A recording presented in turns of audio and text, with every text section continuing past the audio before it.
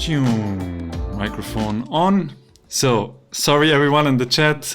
We've been talking for, I don't know, at least 5 minutes. And we found out that we forgot to press go live on YouTube. So I'm here with Josh Edgoose and Shane Taylor from the channel Framelines.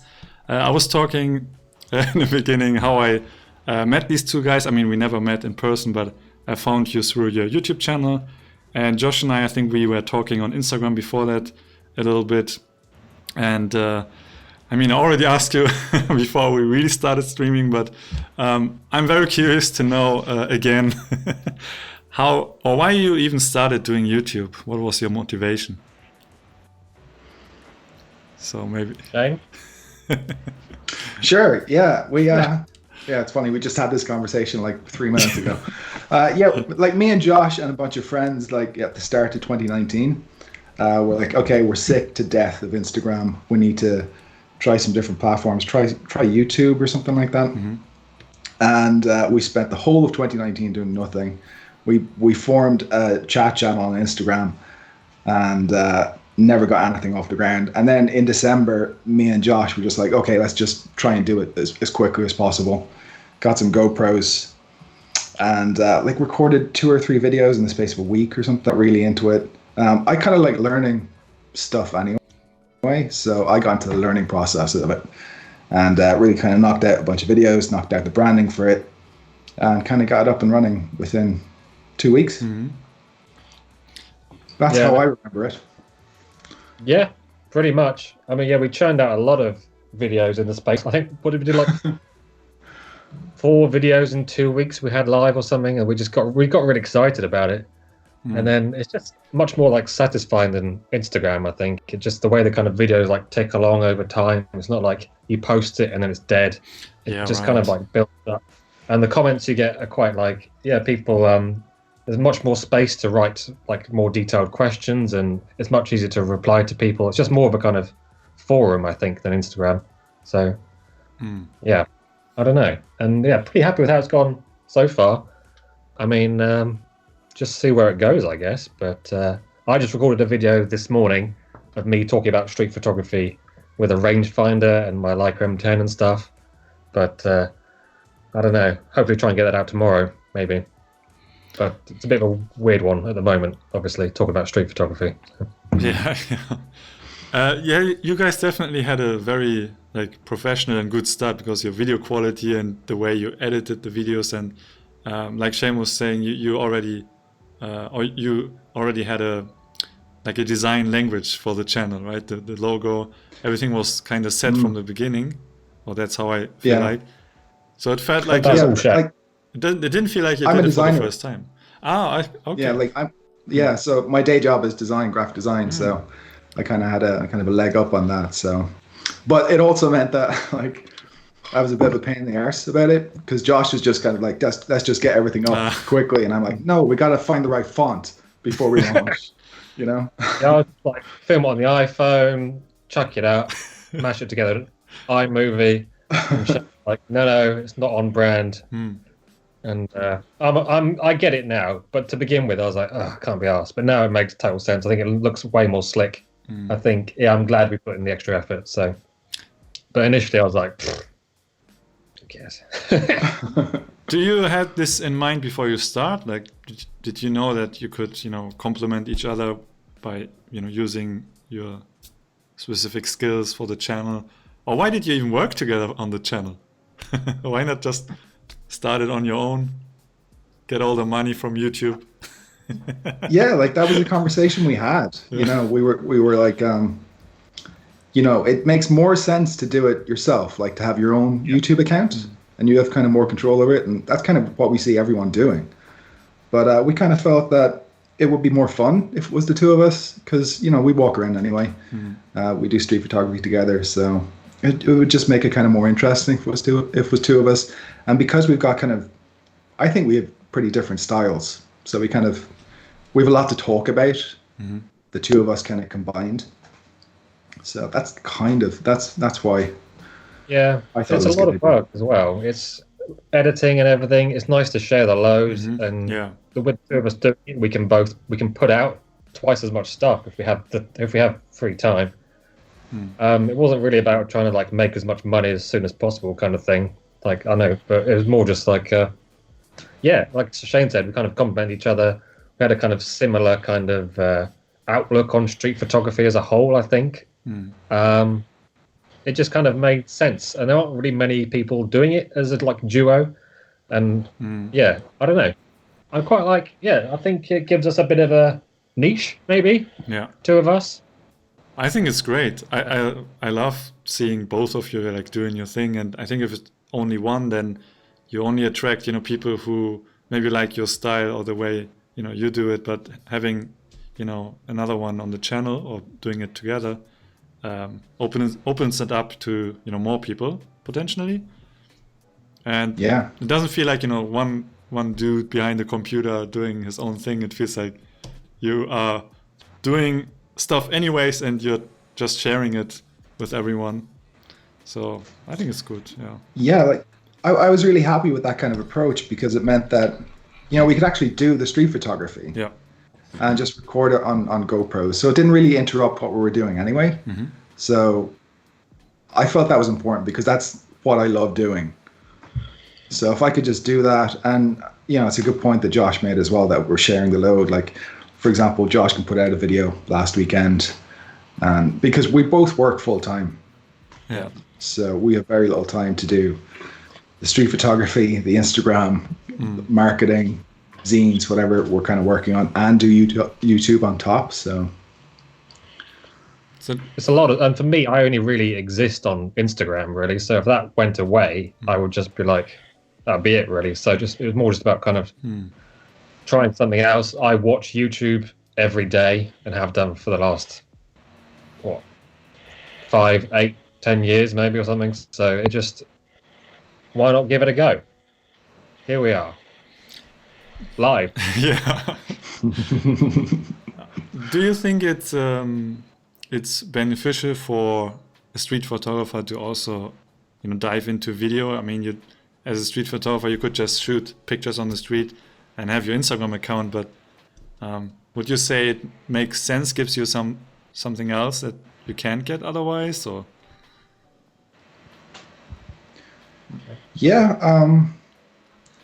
So I definitely have my reasons. Like I got into street photography, and I got into the gear side of street photography. So I'm just crazy about trying different types of cameras and different formats. Film, I'm crazy into film and trying different types of film, developing film at home, trying cine film. So I'm very kind of curious when it comes to tech and gear and stuff like that anyway. So when it came to doing YouTube, like we were talking, okay, let's do like 12 videos over the whole year, and that'll be enough content for everything. And then in like the first month, we had 7 videos, because we got kind of super into the process, and like just the filming and the learning of it. I'm sure you kind of felt that way as well when you started. Is that right? Yeah, I mean, similar to you, I have also a graphic design background. I studied graphic design, but I never worked as a graphic designer. But it was very simple to me to start a channel, and the video side of things, I did actually film and edit for other YouTubers through an agency in Berlin, and so I was already in the community of YouTubers, but doing like very unfulfilling projects, because they are not mine. So it wasn't that hard. It's just the hardest part was to present myself, showing myself in front of the camera. It's super weird at the beginning, and I don't know, how was it for you guys? Because you two felt natural in your first video. I mean, I could see that you're not like super comfortable, but definitely more than I would be at the beginning. Yeah, we should release like a bloopers reel or something where it's like, it took us like 8 hours to film a 30-minute intro or something. So it was a lot of work. That could be, that video could be an hour long, couldn't it? You trimmed the intro down to 1.5 minutes. We filmed, for 8 hours straight or something. It's crazy. I think it's, in some ways it was almost harder with 2 people at the start, because we were just, both had no idea what we were doing, both trying to kind of be funny, and just, it just, there's a lot, it's just the same with anything. The more you practice, I guess you've found that. but Yeah. it's awkward. It's awkward. I find like the moment whenever I start recording a video, the first like 10 minutes is just like it's trash. I've got to like warm up Yeah. a bit, loosen up, and then then normally like the first 3 or 4 attempts are just complete trash. But yeah, I don't know. But we're probably not going to be able to film one together for quite a while anyway, so to get used to. Yeah, but this is interesting though. This kind of live stuff, like I'd be interested in like using OBS and getting some kind of setup like this. I think it's a great way to do really kind of authentic content, because you're not going overboard in editing and all that kind of stuff. Yeah. I like it. Are you trying to do these every day at the moment? No, I did do daily streams for a while until end of March, and then I stopped because I only wanted to do it until the end of March, and I think I started beginning of March. It's fun. I enjoy it, but it's also a lot of pressure having, I always wanted to have a guest on the stream, and it only takes this one person who, suddenly cancels, then for me to have no show, right? So I'm not going to do it daily, but at the moment I can't do much. I can only shoot indoor content, so I will do, streams like now, trying to, talk to people who I've never talked to before. And I think most of my diehard fans or subscribers, they appreciate the streams. It's funny because when you do a gear video, you always get, thousands of views because it has the camera and the title and stuff like that. And you think, oh, so many people are watching me, but they're only there to see you talk about the camera, and then, they F off. But when you do streams, you suddenly realize, oh, these are my, true people, who come back. And so, yeah, I think it's good. It's good for, community building. Yeah. Nice. I think when we talked about, it's awkward at the beginning, what I like also about your channel is that you don't take it like overly serious. Like, it's not that, you need to, I mean, maybe you think you do, but, there are people who put on a different persona in front of the camera, just for YouTube. And then this is what they have to show every time. But you guys are like, very relaxed. Nothing has to be, overly excited. So I like that about that. So I prefer, having a little bit of awkwardness, but make it more authentic. I mean, we tried. Like, we tried to be as professional as possible, and it just came out like that. Yeah. It's just, I think it was kind of a natural thing, really, for us. Maybe it would be more serious if we did it individually, but I think just kind of working together, you're more inclined to just kind of take the piss, I suppose. Yeah. I just find it hard to take someone seriously when they're taking themselves seriously, The more seriously someone takes themselves, the more I just want to take the piss out of them. Yeah. So I don't know. I just wanted to have some kind of. I watched some channels I watch. I'm like, geez, this is serious. You're only talking about a camera, and it's just, I don't know, lighten up. That's my view. But the one I recorded this morning is the most awkward one I've done yet. So that's something to look forward to. Okay. Yeah, I wanted to do this at the end, but I want to quickly show everyone your channel in case they don't know what we are talking about. So this is their channel, Framelines. And I will also, I put links to your Instagrams in the description, but let me quickly bring it up. So Shane here, Heroes for Sale, and Spicy Meatball. How did you come up with these Instagram names? Do you want to go first? Mine was just my personal account. I just wanted, it's just, I've had it for 10, 11 years or whatever, I don't know, since 2011. I just wanted just a stupid name, and I just chose that and stuck with it. I tried to change it to something a bit more serious a little while ago, and everyone was like, no, it's funny. So I just left it. I probably will have to change it at some point. But not very interesting story. It's just nonsense. But mine's the same. It was just a personal account I started 20 years ago, not thinking it was going to lead into social media accounts and like a YouTube presence and all this stuff. Yeah, it was just taken from a film. It's like a film reference from a film Quentin Tarantino wrote called True Romance. There's a comic book shop in it, and it's called Heroes for Sale. That's it. I'm just going to move out of the sun. I'm frying. So, am I still in the frame? I'm all right, I know. You are in the frame, yeah, in the frame lines. See, you can't fake that stuff on live streams. Oh boy. So, I don't know, what else could we talk about? So, do you have any ideas where you're heading with your channel? Do you have any goals? I mean, right now it's a bit difficult. Right now we're just thinking like, what can we do? You know, what can we do that will be interesting? Luckily, we do have a lot of kind of footage already filmed. So I have a bunch of GoPro footage from using different types of cameras and stuff, from using a Mamiya 645 medium format film. So I've got some GoPro footage of that and some photos. So I'm trying to edit a video with that. Like Josh said, he's doing one on the M10. You know, he's used an M10 for, I think he said like a year or something. So I think being able to do a review long term like that, using a camera for over a year, I think it could be interesting. Rather than just something like, you know, I've got an M10 for a week, here are my impressions, you know? So we're just trying to think of new kind of content. I've been, it's not really a review, more just, it's kind of like, I'll just talk about like street photography with a rangefinder style and why I prefer that to like other cameras and using an optical viewfinder and stuff, just why I've been using it. It's just a kind of thoughts really. I mean, what I've been trying to do the past week is like, I've got like 16,000 pictures from the last 4 years. And I've set like 20 different categories and try and like categorize them into groups, and I'm hoping maybe some kind of video will come out of that, maybe to do with like more making. I did a little one about making a series last week, but wanted to kind of expand on that, maybe into like how to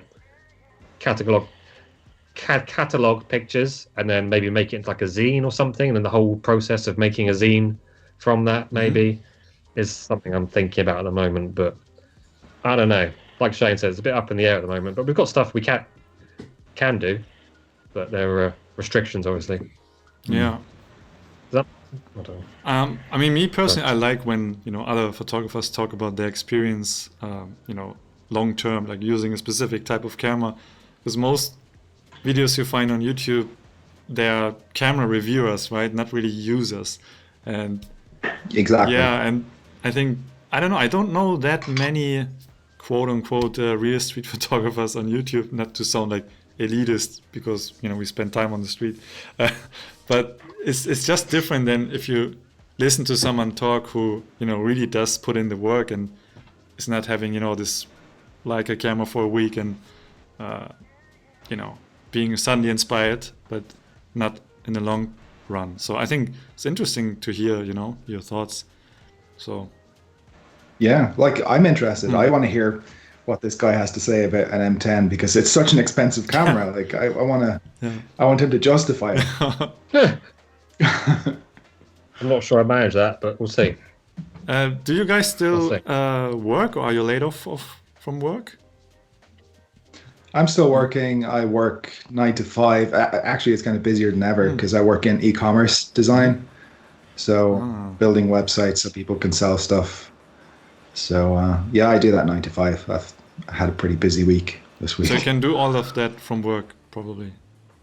Yeah. Yeah, I've been working remotely for years, so it hasn't really affected me, luckily. Yeah. I think Josh is working remotely as well. Yeah, I'm working from home. I work in sales, but I'm set up from home, so yep, still going. But do you have any friends or colleagues who, you know, are struggling because of the situation? Other freelancers? Probably, right? Yeah, loads. Pretty much every photographer, full-time photographer I know, like their schedules have just been wiped clear for the foreseeable future. It's totally tragic. It's awful. I mean, there's so many different aspects to it, but you know, just seeing people that have been doing really well up until now, and then suddenly this happens and their careers have just kind of exploded. It's awful. There's a question for you, Shane, in the chat. Your photos look like movie scenes, beautiful photos. Do you have any inspiration from a film? I don't really like. I just love movies in general. I don't really have any kind of specific films. I guess cinematographers more so. You know, people like Chivo, just kind of contemporary cinematographers. I think it's impossible to live right now and not be influenced by some kind of cinematic language. I think we all have it. Like I know my brother who's like 20 and he started like filming stuff just messing around. And like you could already tell like he's filming like low camera angles because it's stuff he's grown up on. Oh yeah. So I think we all kind of have that. Yeah, of course. The movies we watch, the series we're watching, everything gets a little bit more cinematic. You know, TV shows used to be just a studio, and then, what is it called? Like a wide shot, but just up front, nothing like dynamic. And now it's all very cinematic. Oh, yeah, like if you look at something like Breaking Bad, for example, like the cinematography in Breaking Bad or Better Call Saul. Yeah. Like last week's episode of Better Call Saul, there's some shots in that are just incredible. The whole current season is so cinematic. Even compared to the one before, I feel like they changed the look a little bit. It feels a little bit darker. Yeah. Yeah, it's crazy. Yeah. But like the way they frame in that is really unusual as well, isn't it? Like they'll just pop someone into the like a lower left corner or something. It just looks completely different. Should I watch Better Call Saul? Is it good? I haven't seen it. Yeah. Yeah. Okay. Yeah, Thanks, guys. You've seen Breaking Bad, right? Rings a bell. Yeah. Yeah, catch up on those two. You have to go through the first season, and then it gets very good. I think it has a slow start, and I actually like the slow pace. You feel like you're really living it with the characters, but it gets super intense. Like it feels sometimes even more than Breaking Bad. Yeah. Because I think the build up is over a couple of episodes. Yeah. It's not just like one half hour build up and then a payoff. It's like a huge build up over a whole season and then a payoff. Yeah. So it's intense. And now it gets close to to Breaking Bad times. We seen more and more characters. Yeah. Only 3 more episodes and then the season is over again. Yeah. Yeah, everyone in the chat, if you have any questions, just post them. And there's one. Has Shane or Josh used the GR3? Any feedback? I've used the GR2. Yeah? I've used the GR2. So. Yeah, I've used the GR2 like for 6-7 months when I first started in Ireland, in Dublin. Love that camera. Like if there was one camera I regret selling, it's probably the GR2. And it's totally not really my style anymore to be shooting 28mm like that wide and getting so close to people. But just the flexibility of it, being able to just carry it around in your pocket, have it at all times. Really love that camera. You had one too, yeah? I had one for a bit. I like 28mm a lot. I found I got shouted at a lot while using it though. Really? Like more than any other camera. I just kept getting into trouble with it. Yeah, maybe because I was getting too close to people. I think it's because the lack of like a viewfinder. I think it just looks. I don't know. Maybe it's the way. Yeah. Maybe because with a normal camera, I cover my face up, and then maybe people can see my face. They're like, "Oh, geez, who's this creep?" Just a thought. Yeah. I had the same thing. I got yelled at a couple of times because I'd hold it up like that, like, and just get right to someone's face and take a photo. And people don't like that, apparently. Who knew? Yeah, it feels kind of like pointing a gun at someone if you hold it out like that, And when you use a viewfinder, it feels more like I don't know. It's definitely different. Yeah. I tried a viewfinder as well. I tried an external one, the GR1V, I think it's called. Yeah.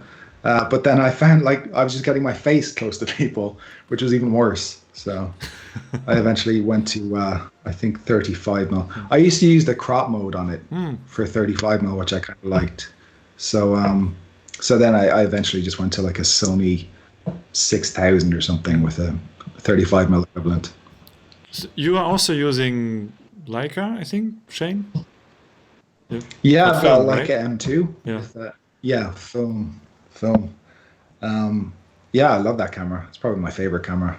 How can you switch between like film and digital? Do you have specific reasons to shoot film? Probably. Or, It's always phases. I'll go through a phase of a couple of weeks thinking like digital is the best thing in the world. Why would anyone shoot film? Digital is perfect. And then suddenly I'll be like, oh no, digital is terrible. I'm going to start shooting film now. And then I'll think film is the best thing in the world. Make up your damn mind, Shane. I know. I can. I like the process of film, but it gets to a stage where it's just like, this is taking up too much time. And then I kind of go back to digital for a little bit. It's just the scanning I can handle. Oh, so long. yeah. Have you tried it? Yeah, I have a scanner here at home, and every frame I have to make sure it looks good and adjust it in the software, and then I scan it. Yeah, just one roll takes me at least a good 1 hour. Yeah, it's rare that. Yeah, but I spend too much time on the photo. I want to scan it like how I would present it. Not with not much editing. Yeah. Yeah, like when I switched back to film a couple of months ago, I made a decision that the scanning was the worst part of it. So I got a pack-on scanner. Have you heard of those? It's like it takes 3 minutes to scan a full roll of 35 mil film. Is it like where you put the 3 minutes film in and then it just goes through and then does a quick scan? Yeah. I saw like a little red Matt. scanner, but maybe it was a different one. Wasn't that expensive? Maybe 300 euro. Yeah, this is like $1,000 or something. It's they're really expensive now. They weren't a couple of years ago. Matt Day used one for a while, but you get like such good results from it, and 5 minutes to scan a roll and just get excellent results. Like that makes film a lot more appealing. But how would you then adjust for dynamic range or shadows in the scanning process, or you just scan? In the scan? Yeah. It's so you get kind of it's the same as like when you scan on an Epson scan or something. It does the results, it gives you thumbnails, and then you can adjust it from there. Okay. But it needs very little adjustment because it's kind of lab quality. So I've just noticed you get really good results by default. It's also got profiles for different types of film. So I've noticed when I scan Fujicolor C200, it reads the DX code in it, so it can tell how to adjust that film. So you just get really good results. Wow. What's it called again? Maybe people want to check it out. Yeah, it's a Pack-on F135. And it's like 30 years old or something. It's a very, very old scanner. Maybe not 30 years old, but pretty old. That's a Frameline tip. Frameline tip? Frameline top tip. Josh? Yeah, we should do a video on it. Yeah, you should do a video. Josh, you shoot digital mainly, but you also shoot film sometimes, right? Or is it? Do you shoot both? I've been dipped in and out of film, medium format. I buy a film camera, use it for a bit, and then I'm just like, it's too expensive. And then the cameras are crazy. I have a really cheap Canon SLR that was like £15. That's what I'm using at the moment. And my father-in-law gave me his old Pentax. So I'm trying to shoot film occasionally, but just like keep it cheap, just because I just don't think it's worth it. Like because I'm going to like snappy snaps to get it processed, and then my scans look so bad, even when I do it myself. But yeah, I'm just taking a bit of a break. I'm just trying to make my digital pictures look like film, to be honest with you. So that's a good segue maybe to this one question in the. Oh, it's not a question. Tom Lowe is saying, "Hi Josh, it's a question. How did you develop your color style? Because you have this specific way of editing. You have these very, like your blues and reds are always very dominant in the frame. Like everything that's red and blues always sticks a little bit out. What is your reasoning behind that, or your thinking?" just over the years, just messing around in Lightroom, it just kind of came about. I think it's just from shooting film. Mm-hmm. Obviously, people mostly shoot film because they like the way it looks. I mean, I guess, you would agree with that, Shane, I guess? Sorry, I was distracted. I was just reading chat. What are we talking about? I just think people shoot film because they like the way it looks, really. As part of it, isn't it, I guess? Yeah, it is. So, I mean... I like shooting this cine film, Kodak Vision film. I only shoot that because of how it looks. And it's something I can't seem to replicate in digital. So that's like the only reason I shoot that film. Well, that's partly why I ended up editing the way I do, just to kind of... It's like choosing a film stock in a way. I wanted to kind of make my own kind of 35 film-ish kind of color grade and kind of stick to that. Just try and keep it some kind of consistency. Some people message me saying it's a bit over the top. I agree, maybe it is, but I don't know. I think it's important to kind of have some kind of structure in a way. But I think it's a style thing, isn't it? Like, I think you kind of develop your own style naturally after a while, and it kind of helps you stand out a bit and be a bit more kind of recognizable. Especially when like everyone's shooting the same camera now, or the same kind of handful of cameras. So everyone's editing the same, and I don't know. I think it. Throw a brick in the air, it's going to land on a photographer, isn't it? So you got to kind of try and find a way to stand out, maybe. Yeah, if you shoot film, then you always have the same consistent look. But with digital, you only need to use 2 different cameras, and then suddenly, they look different. So. Oh, I find that so hard. Changing between cameras and just the raw files, the difference is huge. I mean, I would. It takes me like a week to like try and, if I switch to a new camera, try and edit a different raw file to look the same. I mean, I don't really know what I'm doing. I don't even know how like the curves work or anything, but I find it a faff. But yeah, I don't know. There's a question: color or black and white? I switched from black and white to color and can't seem to find a persistent style. Did you have phases where you went through? I'm only going to shoot black and white, and then now I'm only going to shoot color and. Identity crisis. I did. I did. Like, I started a whole separate Instagram account just to shoot black and white for a couple of weeks, thinking I would do it for a year, but I couldn't keep it up. But I also produced a zine, which was all black and white film. And that took me about a year. And after I was done with that, I was like, okay, I'm done with black and white now for a while. I'm going to get back to color. You're doing black and white for a year or something, are you? I'm trying, yeah. I'm in the middle of it. I started the beginning of this year, from 1st January, all black and white. I mean, I always use raw plus JPEG. So if I want color, I can always have that.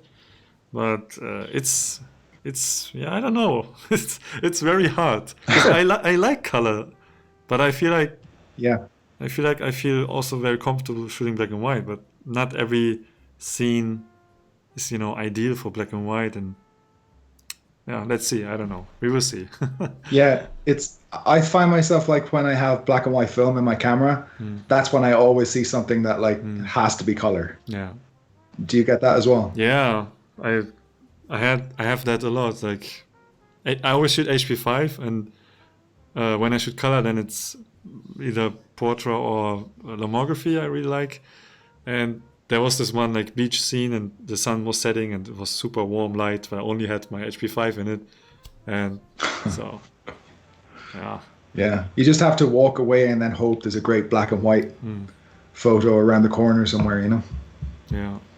I think it's the same way with everything though. With street photography, you're always making a compromise. Like you're always like, you might go out with a wide angle lens, and then you'll see a shot that's like perfect for a kind of a telephoto lens.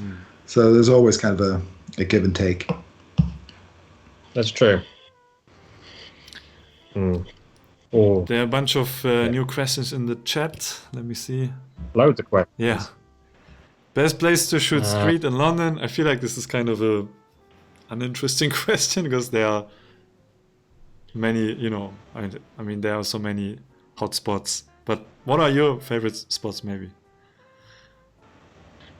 I like Portobello Road. Probably where I've been to the most. Notting Hill. Oxford Circus and Oxford Street. Love going around there. Mayfair, New Bond Street. I don't know. That's nice to think about that. Kind of reminisce about it now. Anyway. But you do sometimes shoot around your neighborhood, right? I saw you did some videos going to a park or the lake, and I walk. Yeah, I take pictures. I walk to and from work, so I kind of take pictures to and from work every day, and then get up early on the weekend. It's not really kind of like street photography stuff, but it's quite a nice spot along the river. You get some nice like mist in the morning. I like to mix it up. I don't really like to just stick to just like in your face street photography. It's nice to try the stuff. But what about you, London, Shane? Spots? Yeah, I like London. Piccadilly, same spots as you, like Piccadilly, New Bond Street. I kind of have a route. I like going where there's just lots of people, like a big kind of condensed mass of people. So usually Regent Street, Oxford Street, Circus around there. Piccadilly's good because of the kind of people you get around there. It's kind of interesting. We both taking pictures on the Tube as well. London. I think it's probably my favorite place to take photos. Same here, actually. Definitely. I've got some of my favorite pictures on the Tube. Is there any station where you would start to take pictures on the Tube, or doesn't it matter? Anywhere on the Victoria Line, I'd say. Yeah, I live on the Victoria Line, so I'm always, that's my kind of default to go to. But one of the things with Framelines as well is that we're trying to find new locations in London to go film videos. So that's kind of encouraging us to go to different spots instead of our kind of usual places, which is kind of a benefit. Yeah, like we did a whole video in Baker Street Station, which we'd never really been to before. We ended up shooting the whole like Cinestill video there.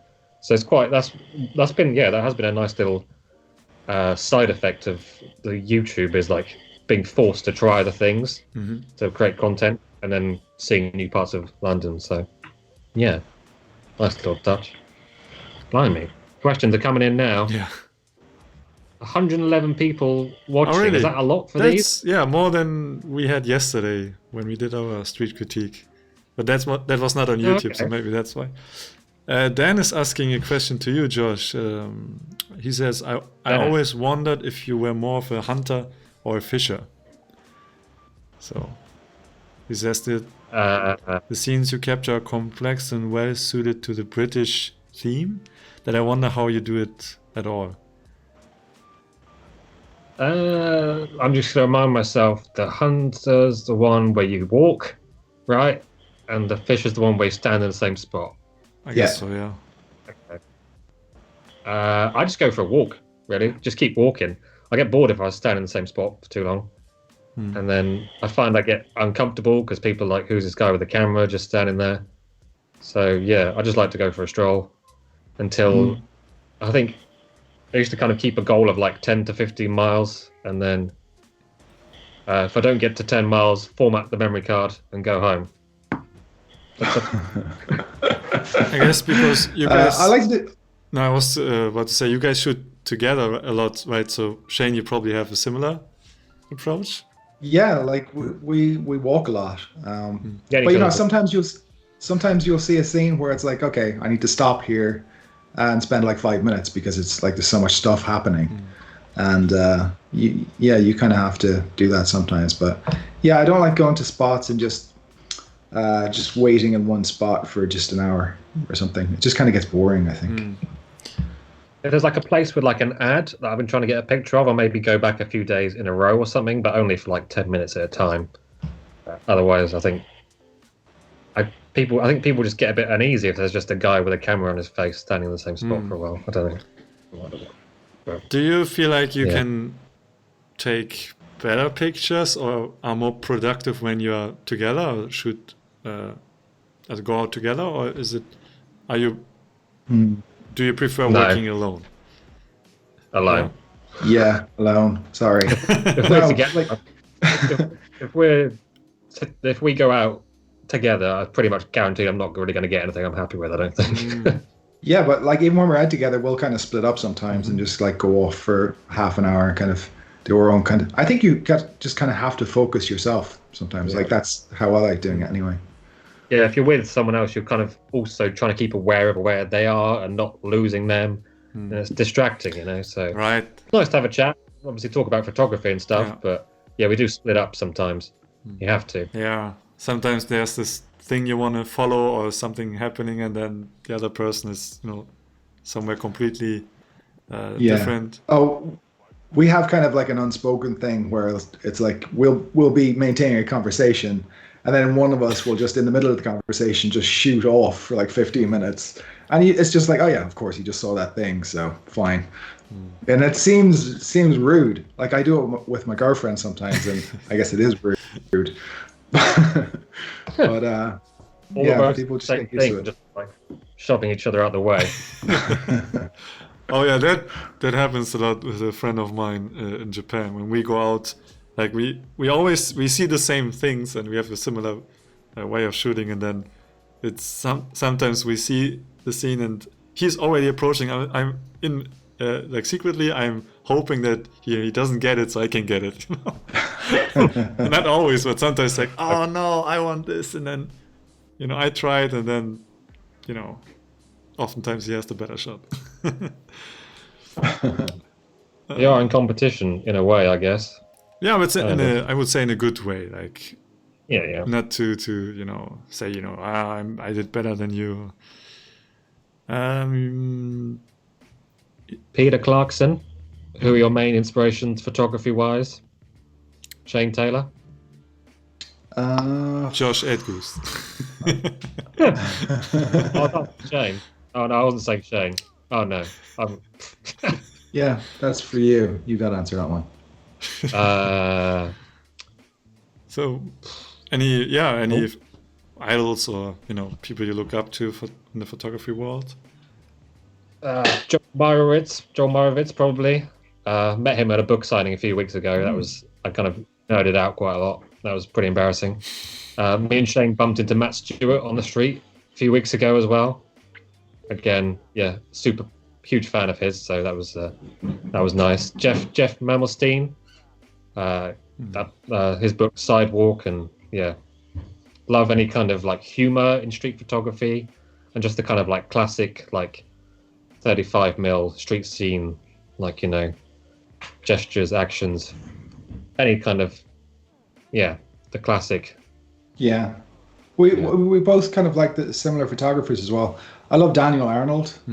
Oh yeah, I love his stuff. But I think like my favorite kind of street photography is stuff from the 40s and 50s, like Robert Frank and people like that. Gary Winogrand, all those guys.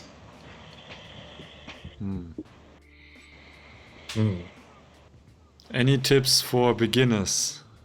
Asks Claudia. She just discovered your IG profiles a couple of days ago and she cannot stop looking at your pictures. So any tips? Thanks. Yeah. Super general, just broad question. Any tips? Like just do it. Don't make eye contact with people. Just do it over and over and over again until you're comfortable with it. It's like the only thing you can do, I think. Yeah, just take your camera, go for a walk, take off the lens cap, and don't know why I said that. You have to address that in your rangefinder video, right? Because that's when you don't notice. Yeah. Have you ever done that? I don't know. Did you, Josh? I left that cap on for a whole month once. Oh my god! Know. Yeah, shooting some roads or a whole roll. Yeah, luckily it only happens for one frame for me, and then I noticed. So. I just don't use lens caps. Yeah. Don't know why we're even lens caps now. So yeah, tips: just go for a walk. That's it, isn't it? As much whenever you can. Yeah, and like photograph what interests you as well. Like don't worry about what other people are photographing. Just find something that just you find compelling and photograph it. Like it's really that simple, I think. Because if you find it interesting, the odds are someone out there is going to find it interesting too. So it doesn't matter what lens you shoot with, what camera you're shooting with. Yeah, none of that stuff really matters, I think. No. Here's the question. Any tips for times you burn out, or did that ever happen to any of you? And there's a similar question. Have you ever got a creative block on street photography? Yeah, I guess I kind of burn out. Whenever I burn out, it's usually, okay, I need to switch to some other format for a little bit. I think that usually helps. And what really helps is going somewhere new. So I find I always burn out if I'm just going to the same place over and over again. I'm seeing the same stuff. So I'll make a point of it, of just going somewhere I've never been before. Like I'll get on the tube and just head off. That's a good tip. Or maybe trying a different focal length, or different times of day, maybe shooting at night, or like a tripod, just experimenting. I mean, the only times I've really ever got like demotivated is if I've had like a few days in a row where I've really got nothing I'm happy with. But then I just have to kind of remind myself that like you could like step out the door and get the picture you're most happy with, your favorite picture you've ever taken. If you just, it's just complete fluke a lot of the time, isn't it? So the only time you're going to get anything is just by going out. So yeah, I went out a couple of weeks ago, just before the lockdown, and just terrible time. Didn't get anything at all, and gave up, and got a bus home because you couldn't travel on the tubes. The buses were a bit safer back then. Was really kind of pissed off about it. But then on the bus, I got like one of my favorite photos I've taken in weeks, and it's it's of a balloon, like a little girl holding a balloon. I'm going to post it like this weekend, I suppose. But the balloon is covering one of the lights in the bus, so the balloon is kind of glowing. And I wouldn't have gotten that if everything went to plan in the day. But stuff like that happens, and usually on the way home, that's when I'll get something good. I think it's like kind of gambling in a way. Like you gamble your time, and then you could get something good, and you might not get anything at all. But if you don't put the time in, you're not going to get it. Yeah, it's so important to just keep doing it and then just have the eyes open, right? Yeah, totally. Like when I look back at like good periods of when I was getting good photos, it's always when I was going out every day and photographing for like 5 hours or something, and doing that continuously. And I never look back and go, okay, it's because I use this camera or this film or any gear. It's always because I put the time in. Yeah, when people say, how does this guy get so many great photos? And then they don't realize that, you have to be on the street, a lot. There's actually a question that ties into that. How many times do you guys go out to take photos in the week? Probably. It used to be all weekend, and then a couple of evenings a week, and then to and from work, really. But yeah, as much as possible. How about you, Shane? Because you work from home, right? Then it's a different story. I work from home. I go out whenever I have free time. I'll go out in the mornings, and usually in the evenings. It's a bit difficult over winter because I'm working 9 to 5. The only kind of photos I can get then are night shots after work, and then I have like 2 days over the weekend to try and get stuff. So, but I just kind of find myself just getting into night photography over winter. I was really looking forward to summer coming up, but it's going to be kind of a different approach, I suppose. Yeah. Don't you envy the person who has to go to work every day because they have the opportunity to shoot, during the morning commute and after work hours. And, I also work from home, and it's because I don't live in the city, I always have to, do a trip into the city to see anything interesting. And then, in the week, it just doesn't happen. So. Yeah, me too. It is good to have those little times. I know you, Josh, like you get a lot of photos just on your way to work in the morning, or it's you used to. Walk, to be fair. So, but I'm moving house soon, in theory. So that's I'm not going to have that particular walk anymore, which I kind of like. It's kind of like the end of that kind of series of taking pictures in that spot. Been doing it for like 6 years every day, so it's getting a bit samey maybe, but yeah, I don't know. We'll see. We're all in the same boat, I guess, so we'll just see what happens. Do you see that? There's that guy in The Guardian who did like a photo series of people behind their front doors. Do you see that earlier in the week? He's been shooting in Brighton. It's quite interesting. It's like a kind of lockdown series of people like pressed up against the glass behind their front doors, like whole families and stuff. Yeah, I haven't seen that, but I've seen a couple of people do something similar, like shots of people from windows, like portraits of people through windows, portraits of loved ones and friends and stuff. Yeah, there is stuff to be done, but it's just got to be a bit more imaginative, I guess. I don't know. Tricky. Maybe it's time to pull down the curtains so I don't get, my photograph taken on someone on the street.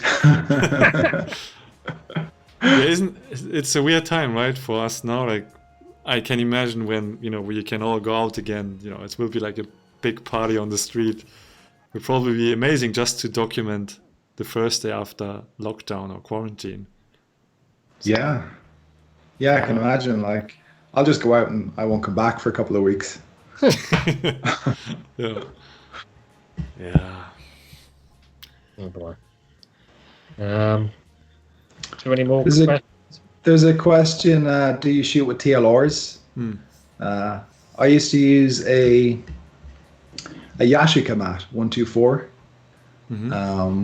which it's a TLR. It's kind of like a Rolleiflex, but it's like kind of a budget Rolleiflex. It's got a fixed 50mm lens in it. But yeah, I used to love shooting that camera, and I still do. And it's definitely very different because you have to look down into it, like it's like a Mamiya 6 or Orbi 6.7 or something, So I found that when I was looking down into it, you're not making eye contact with someone. So it's a little bit easier. Like there's kind of a psychological thing there that you're not looking directly into someone's eyes. So it's easier to get closer to people. And I think that's how a lot of photographers, like I know Deanne Arbus used one. And I think that kind of helps get closer to people. She had this saying where she said, I feel no fear behind ground glass. So she meant that when she's looking through the ground glass, she's not afraid of getting closer to people and photographing them. That's a nice quote. Isn't the viewfinder or the image then flipped or mirrored? Yeah, it is. Yeah, that takes that takes like at least a month or two to get used to, because especially in street photography, people are moving so quickly. Yeah. If you're trying to deal with what people are moving by you, and you just turn the wrong direction 9 times out of 10. I had a Rolleiflex for a bit. I shot one roll and then gave up on it. It's quite a humbling experience, really. I was like, hey, I know how to take a picture. I'm a photographer. And then just tried taking pictures on the street with that, and then just got nothing. It's just too slow. For me, it just makes you think, Vivian Meyer, her hit rate with it is crazy. And then I could barely even focus it in time, let alone just get the exposure and everything. You did that whole zine with it, didn't you, pretty much? Did I make that up? Yeah, you did. Yeah, well, I did about half the zine with that, and the other half with a similar camera, like the Mamiya 645, which again is the same thing. You have to look down into it, and it's all flipped. It's tricky. Yeah, but a lot of it's out of focus, so... Fair enough. Oh boy. Yeah, not many new questions, right? I think we touched on all of them. Any photo book recommendations? I've got a couple here. You're always doing your photography updates on your channel, and then like watching these. They don't get many views, but I like doing them, so I keep doing them. But I don't know. I've got my favorite photo book here, upside down. Lewis Farr, which is I found out about this book from going to a talk with Alex Soth, and he it was like a Desert Islands disc thing, or Desert Island photograph thing, where he listed his like 10 photos that he'd bring with him to a desert island, and one of the photos was this one. Wait, I think I have you cropped in the stream, so Okay. yeah, that's perfect. Yeah. Yeah. Yeah. Hmm. It's called Eddie. Yeah. And like I just love that photo so much because there's so much unexplained about it. Hmm. And one of my friends that was with at the time of the talk said I should get this book, and just blew me away. And it's super cheap, and it's produced by Steedle, who are just like, the Germany. best. Exactly, yeah. The best engineers, best printmakers, and it's all street photography from 40s and 50s. So I definitely recommend that one. What's the name of the book? Yeah, it's just called Lewis 4. Yeah. Yeah. Oh, okay. Just looking it up. €30. Yeah, that's okay. Oh, Yeah. yeah. That's good. Like for that kind of quality Yeah, as well. Like, looks like a it's really, big book as well. No. What about you, Josh? What do you got? Well, this is probably my new favorite photo book. I didn't know there's a book out. Thought that he's just Yeah. a recent phenomenon. Who is Michael Yang?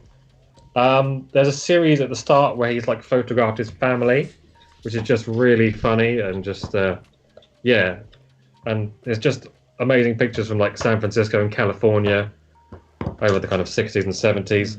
It's just the bit at the start is really worth a read as well. I'm not doing this justice at all, but it also comes with like a kind of mini zine in the back, which is like a photography project he did of his daughter's garage band in the 90s. And just the pictures in it just remind me of being a teenager so much. It's crazy. Like, I don't know. There's this one picture of this kid. I mean, that's exactly what I looked like in the 90s. The early 2000s even, sorry. Yeah, I don't know. I just love this book. Yeah. Check it out. I love the thing about the photo on the cover of that book. If you just hold it up there. Yeah, so in that photo, that's see the guy that's framed in the middle? That's a security guard who was following him around. Yeah. So he followed him for a couple of blocks, and then he took that photo and got himself framed with the security guard. That must have been a difficult one to take. Yeah, right. That's him there, right? Yeah. Yeah. It's so weird seeing, a selfie from that time. It doesn't look like it was shot, 30, 40 years ago or whatever it was shot. Yeah. I didn't know that there's a book already out. So, Check it out. yeah. Do you ever go to the London Street Photography Festival? I went last year. Yeah. How is it? Would you recommend it as someone who never went to it? Yeah, well, it's on the same. It's the same weekend as my wedding anniversary, so I couldn't spend a huge amount of time there.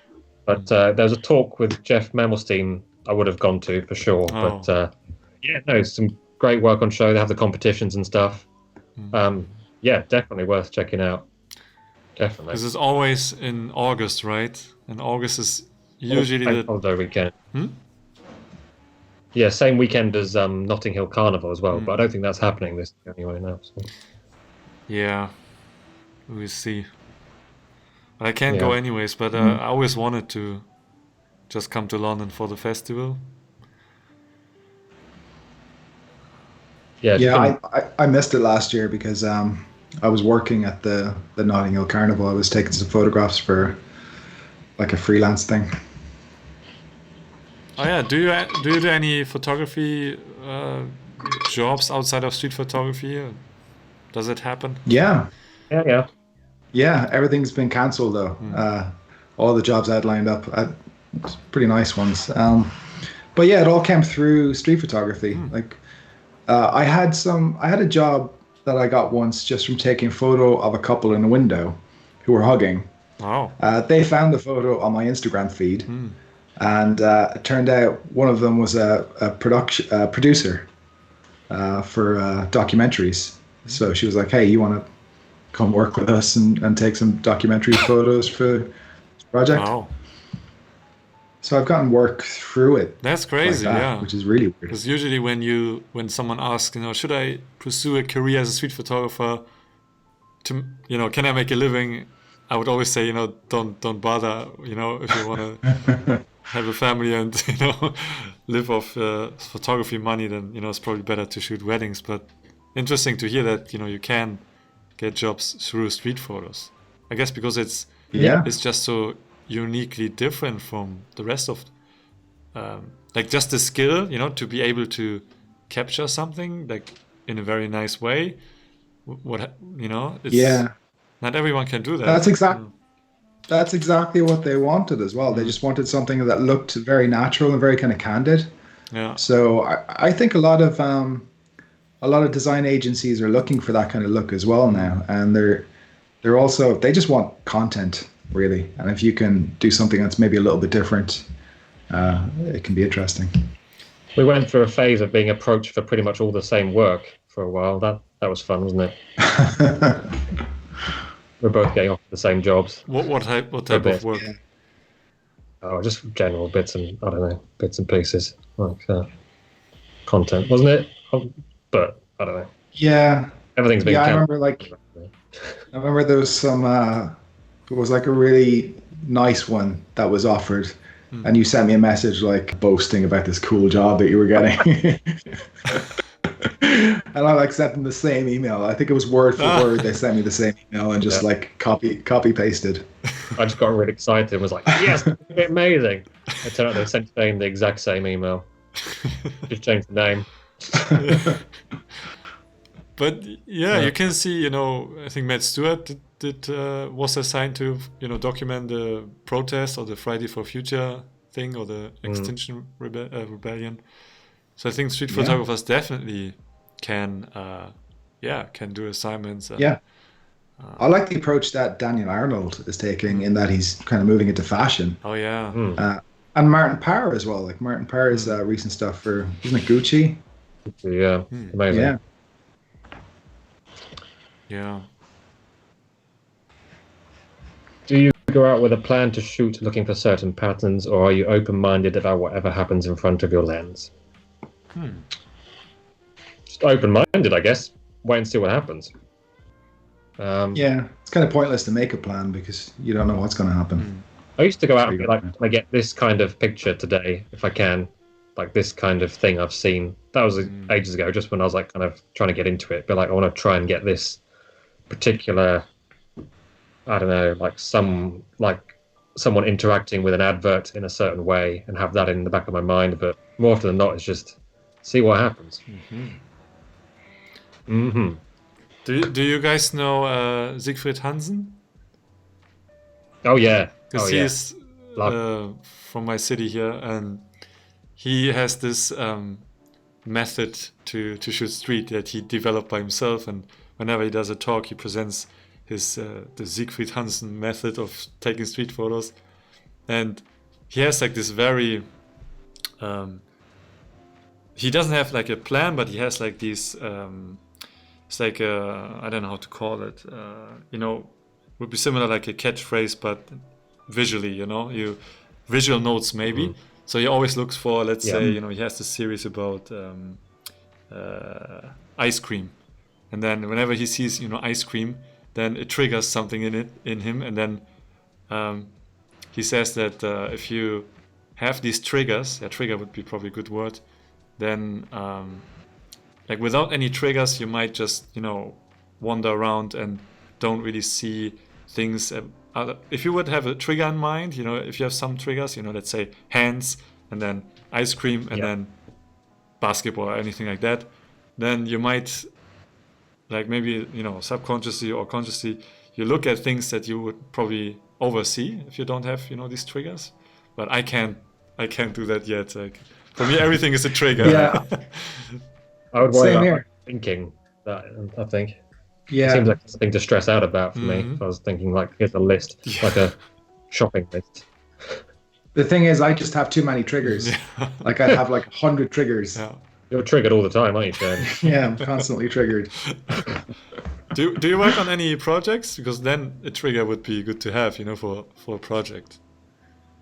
Because I find it super Yeah, hard. well, the zine I produced last year, so that was kind of, I felt like that was something that focused me on getting a certain kind of photo. So I think that kind of helped to, because yeah, it is kind of weird to go out there and then there's the opportunity to photograph everything in all sorts of different ways. So I tried to just focus on a particular look or particular kind of mood instead of like an object, like an ice cream or something. Yeah. How about you, Josh? Any personal projects? I'm trying to. So yeah, I'm just trying to like catalog everything at the moment now. So I've done like I had a whole load of themes, and then every time I've been trying to do like, so I've got 16,000 pictures. I'm trying to do 500 a day just to kind of drag it out to give me something to do while we're inside. But I'll get like a certain way in, and I'll be like, oh, there's this theme of like men with ice cream, and I'll be like, oh, I'll make a new category for them, and then I've got to like start again in case I've missed like a man holding an ice cream. So I've made no progress. So I keep going back and adding new categories, and then having to go back and see if I can find something else. So yeah, I'm trying to do like a kind of maybe like a humor style theme zine maybe with like kind of, but I'm worried it's kind of almost like too many like one-liners maybe. I don't know. I'm trying to work out how to like flesh it out with other stuff. Maybe I'm overthinking it.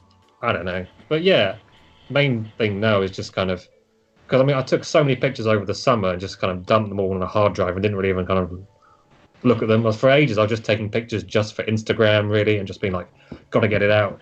Got something I'm okay with and just kind of like non-stop and never really kind of looking at what I'd taken. So it's quite a good time to just kind of reflect now and actually try and make sense of it and see if there's any like patterns or anything maybe, I think. So that's, yeah. What was the question? That was what you asked, wasn't it?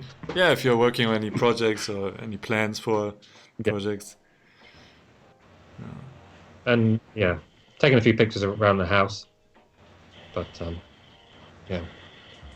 Nothing interesting. So are you're staying at home most of the time, or you're still allowed to go outside for a walk to get some fresh air? Or? Yeah, I've been out in 2 weeks at this current point. Me too. I've been out like 3 times, and each time was just for groceries. Like that's I think it's just better to play safe. You know, like I could go out and take photographs of empty streets, and I could be responsible about it, but the risk is too big. What, you're going to get a picture of someone wearing a mask or an empty street? I know. Just what's the point? Just stay in. I don't know. I'm not going to tell people what to do, obviously, but I don't know. I just don't see the point. But, yeah, I always have my GR when I go shop for groceries, and then just if I see any details, then it's nice to capture that. But I wouldn't go to the city anymore or city center because there's nothing to document. Like empty streets. Okay, so. Yeah, when I've been buying food, I'm thinking there's kind of maybe like kind of something with the kind of markings on the floor with the kind of distancing. There's something there maybe, but that's actually kind of interesting to see people have, being, organized and standing, with the distance, and like when people are online now, everyone is like keeping the distance. Sometimes you see some very funny scenes in your neighborhood or. Yeah, it's the same here. We have the same kind of process. It's maybe forced me to look at where I live as well in London, because I'm kind of outside the city centre, and I very rarely kind of take photographs around here. So I don't have much of a choice right now. So it might kind of force me to, just when I'm on walks or going for groceries or something, to look at stuff around here. Yeah. All right, I guess we can slowly wrap this up. Like, it's been over an hour, but I really enjoyed talking to you guys, even though it was just for an hour. I hope to come to London in June actually, but I don't know if that is going to happen. Someday, thanks. But if that happens, then let's definitely hang out in person someday. Maybe we can do some videos. Love that. Definitely. Yeah, and then nice. Maybe you can. I don't know, if you do another stream, let me know. If you need any help with streaming, I mean, I'm doing actually working on a tutorial, by the way, for everyone in the chat. If you want to start streaming, I'm hoping you might regret that. I'll have a lot of questions about how to use OBS and what mic to get and everything, you know. So, thanks. No, but yeah, ask me if you have any question. I only use, you know, the stuff that I already had before, you know, streaming. It's just my mic that I use on my camera, and I have a little Zoom H1.